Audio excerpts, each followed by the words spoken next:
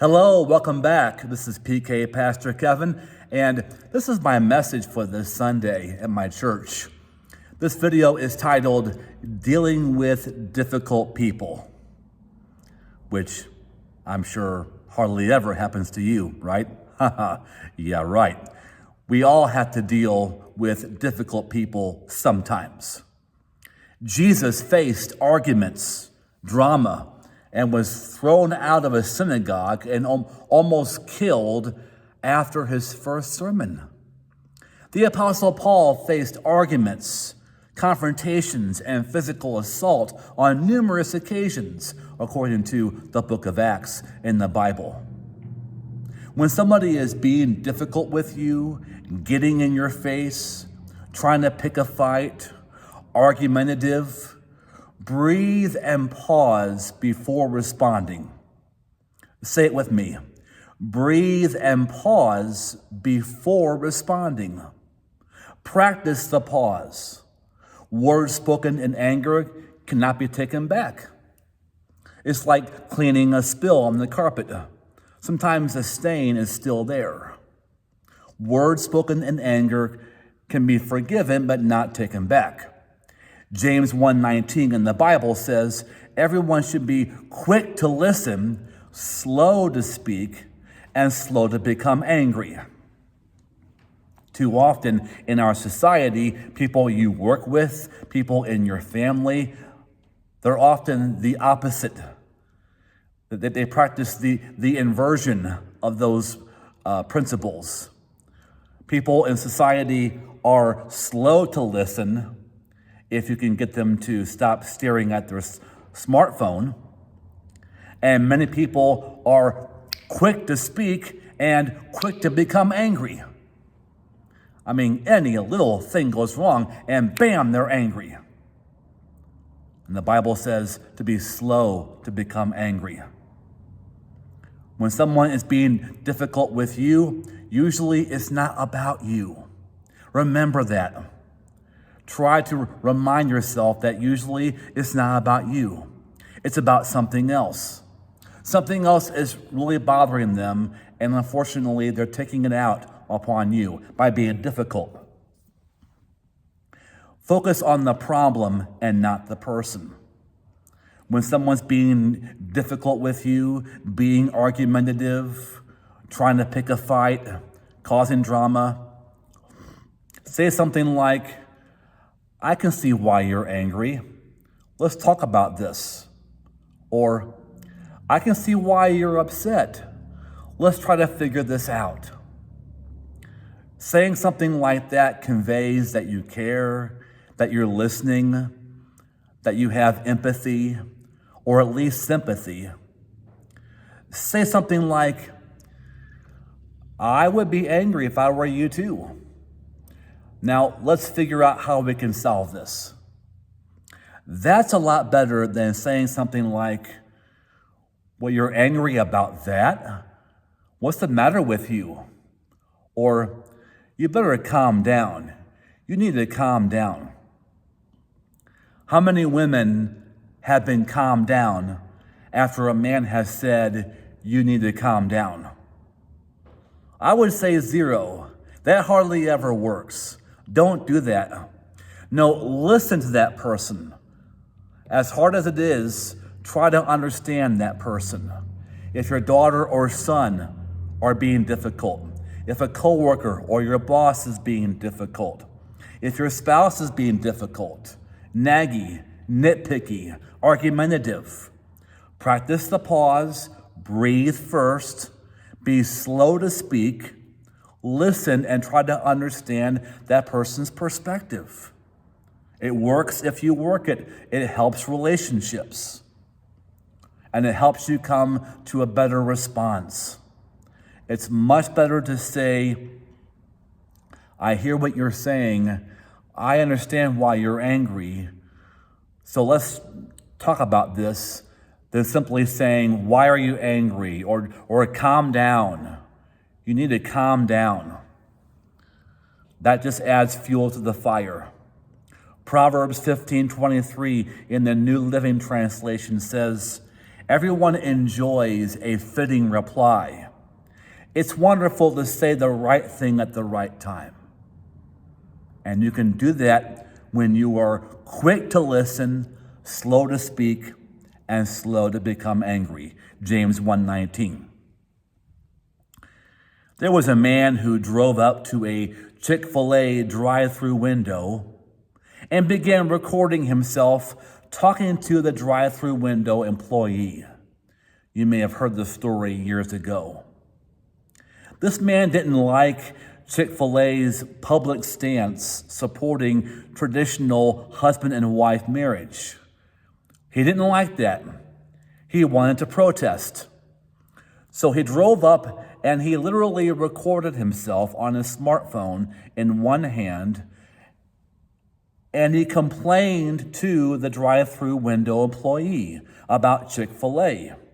And then he began berating her for working there. And he thought at the time that he was doing something positive, because after driving home, he uploaded his video to YouTube. At the time, this man, a husband and father of 4, was the chief financial officer at a medical supplies company. Not for long. You see, somebody used facial recognition technology to figure out who he was, because he showed his face on that camera during that recording at Chick-fil-A drive-thru. And whoever used that facial recognition technology figured out who he was and Googled his name and found out where he worked and put it on the internet. The next morning, he went to work as usual. The receptionist who greeted him every morning looked at him and said, "What did you do?" She said, "There are hundreds of voicemail messages, and they are full of death threats and bomb threats." Well, that video that he uploaded went viral that night. People found out who he was, called into his work, very angry. Long story short, the company he worked for fired him. Proverbs 26:27 in the New Living Translation. If you set a trap for others, you will get caught in it yourself. If you roll a boulder down on others, it will crush you instead. In time, after getting fired, he went on many job interviews to get a new job. But when each company he interviewed for found out what he did, that video uploaded at Chick-fil-A, they refused to hire him. Job 4 verse 8 says in the New Living Translation, "My experience shows that those who plant trouble and cultivate evil will harvest the same." They will harvest the same. They will get trouble. What you sow, you reap. What you give out comes back to you. And that's what happened to this man. He went from being a CFO of a medical supplies company to living on food stamps.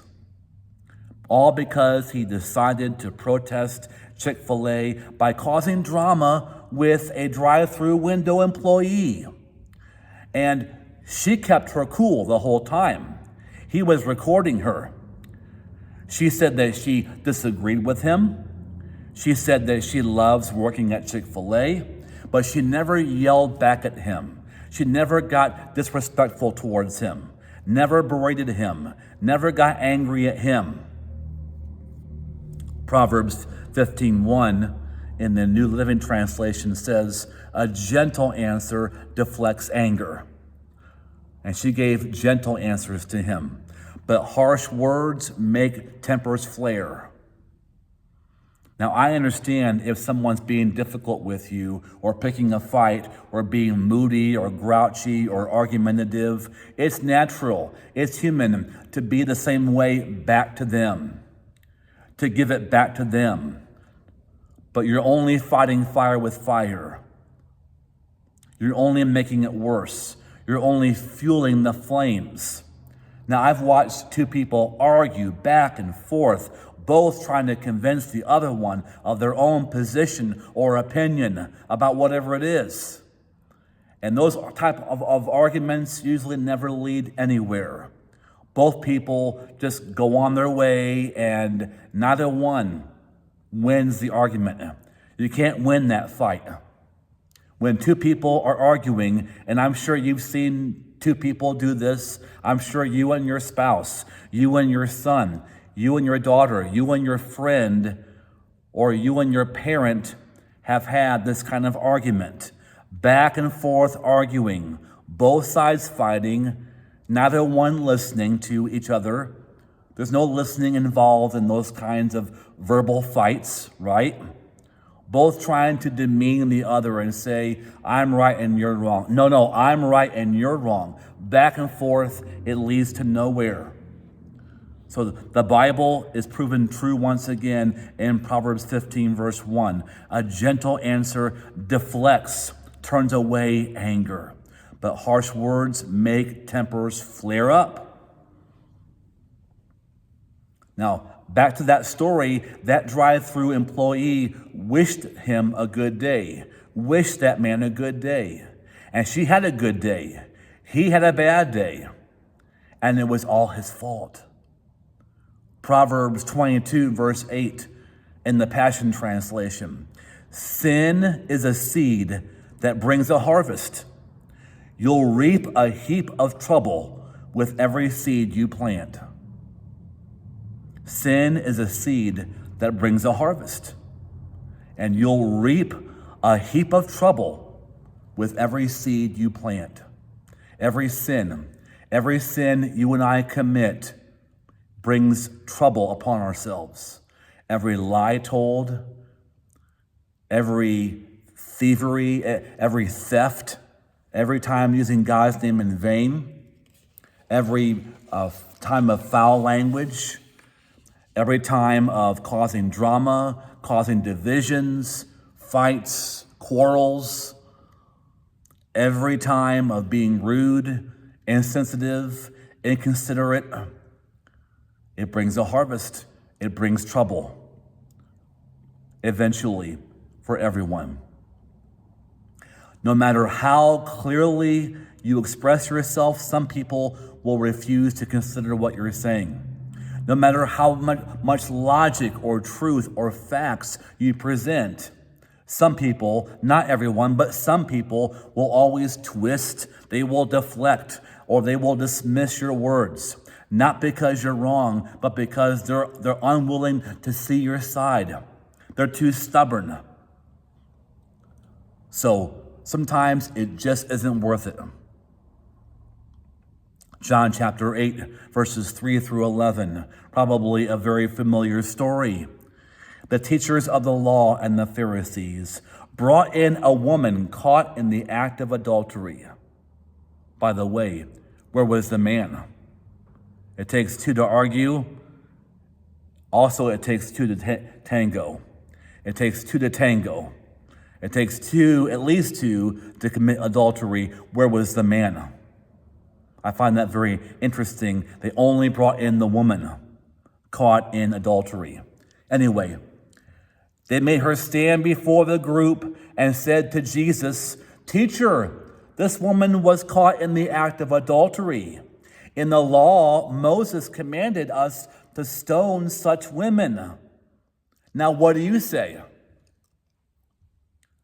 In verse 6, the Apostle John said they were using this question as a trap in order to have a basis for accusing him. You see, if Jesus would have said, "Well, guys, let's not be that harsh. We don't need to execute this woman based upon one sin," then they would have had a reason to say, "Aha, see, Jesus disobeys and dishonors the law of Moses." And that would have discredited Jesus and his whole ministry. But if Jesus were to have said, "Well, if the law of Moses says to execute her by stoning, then I guess go ahead and obey the law of Moses," In that scenario, she would have been dead. So Jesus had to pause and breathe, and I believe he prayed before he responded. That's all very wise. That will work for you very much. That will help you so much in conversations and arguments and disputes with people when you're being confronted by a hothead, somebody whose temper's all flared up. Pausing, breathing, and praying will help you. Pausing, breathing, and praying. Say it with me. Pausing, breathing, and praying before responding. It works if you work it. And it says in verse 6, Jesus bent down and started to write on the ground with his finger. Now, what was he writing? We're not sure what he wrote. Maybe he was writing out the commandments, because they were focused on one commandment, breaking the commandment against adultery, which is very serious.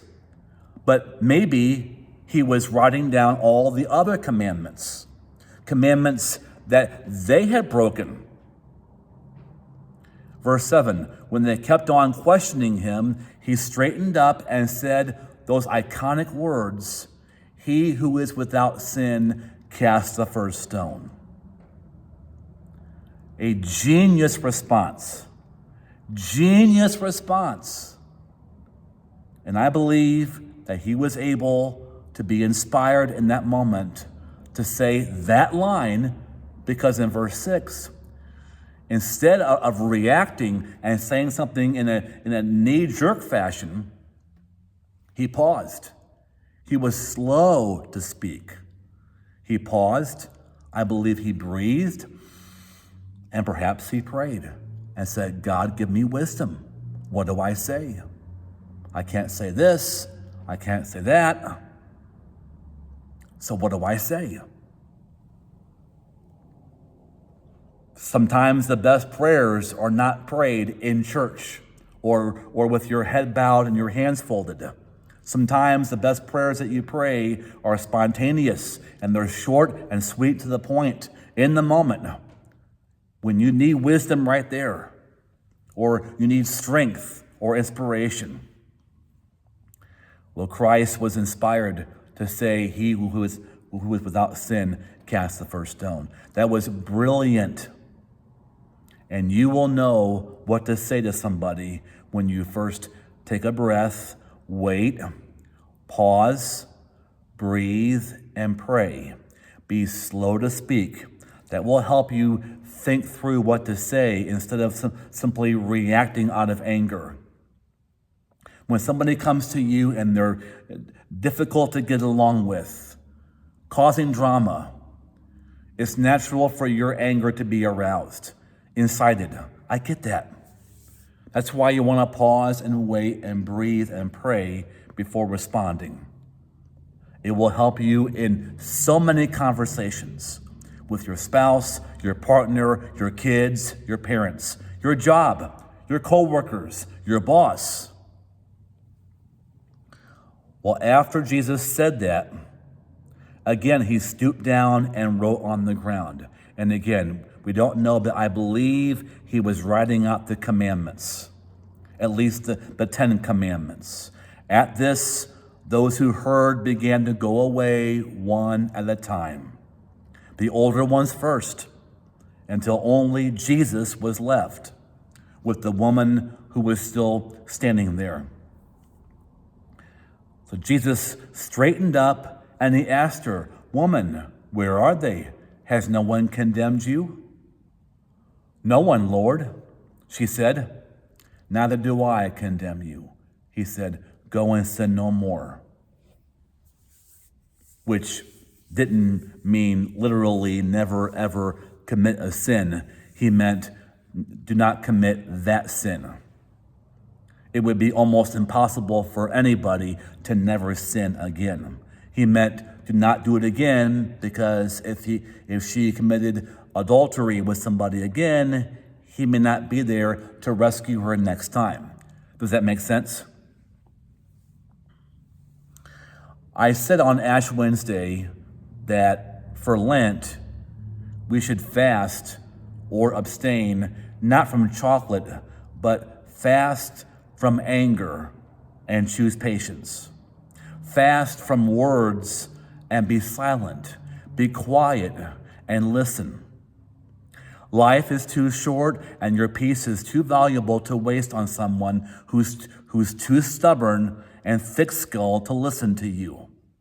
Not every battle is worth fighting. Not every argument is worth your time.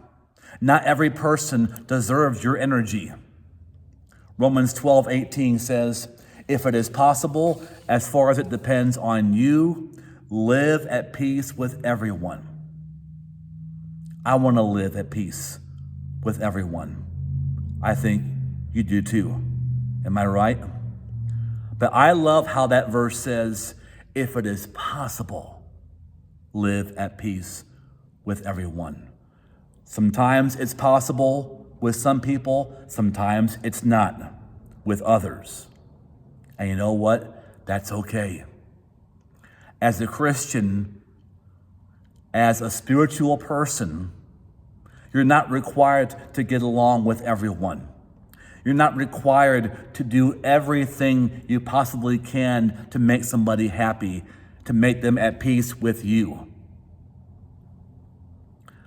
The biggest thing, the strongest thing, the most Christian thing, the most spiritual thing that you can do is pause, listen, and try to work it out if it is possible.